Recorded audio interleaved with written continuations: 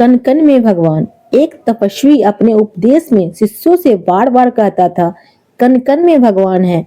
संसार में ऐसी कोई वस्तु और स्थान नहीं है जहां भगवान न हो। प्रत्येक वस्तु को भगवान मानकर उसे नमन करना चाहिए। यही उनकी शिक्षा का निचोड़ था। उनका एक शिष्य कहीं जा रहा था। सामने से एक हाथी तेजी से दौड़ता हुआ आया। महावत लगातार चिल्ला रहा था, हट जाओ, हट जाओ, हाथी पागल हो गया है। शिष्य को गुरु का कथन याद आया।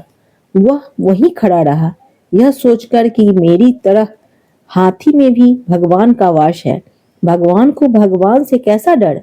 वह रास्ते के बीच में ही डटा रहा। यह देखकर महावत क्रोध से चिल्लाया, हट जाओ, क्यों मरने पर तुले हो। पर शिष्य अपनी जगह से एक अंगुल भी इधर उधर नहीं हुआ। पागल हाथी ने उसे सूंड में लपेटा और घुमाकर फेंक दिया।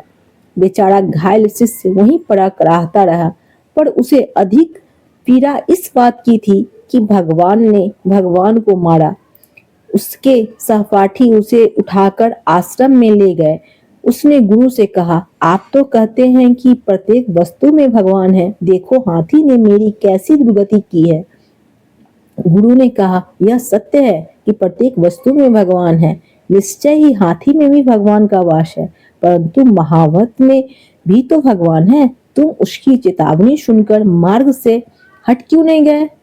गुरु की बात सुनकर शिष्य को अपनी भूल का एहसास हुआ। शिक्षा, किसी शिक्षा को आधी अधूरी समझकर उसे प्रयोग में लाना बुद्धिमानी नहीं, मूर्खता है। जय श्री कृष्ण।